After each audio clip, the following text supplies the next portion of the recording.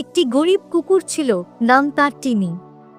একদিন টিনি ভাবল, যদি কিছু করে উপার্জন করতে পারি তাহলে অন্তত একদিন ভালো খাবার খেতে পারব। সে নিজের ছোট্ট বাগানে শাকসবজি চাষ শুরু করল।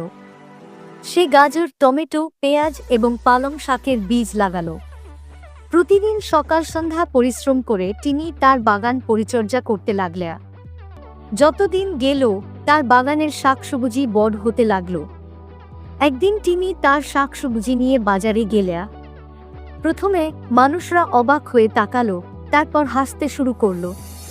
কিন্তু টিনি কিছু বলল না, শুধু তার তাজা শাকসবজিগুলো সামনে রেখে দাঁড়িয়ে রইল। আস্তে আস্তে কিছু মানুষ তার শাকসবজি কিনতে শুরু করলো। তারা খেয়াল করলো যে টিনির শাকসবজি খুব তাজা এবং ভালো। একে একে তার শাকসবজি বিক্রি হতে লাগলো। একে একে সে সবার বিশ্বাস অর্জন করল। কিছু সময় পর টিনি বাজারে জনপ্রিয় হয়ে উঠল। পরিশ্রম এবং ইচ্ছাশক্তি দিয়ে টিনি অনেক টাকা উপার্জন করল। বন্ধুরা, এই কুকুরটির জন্য একটি লাইক ও সাবস্ক্রাইব করে দাও।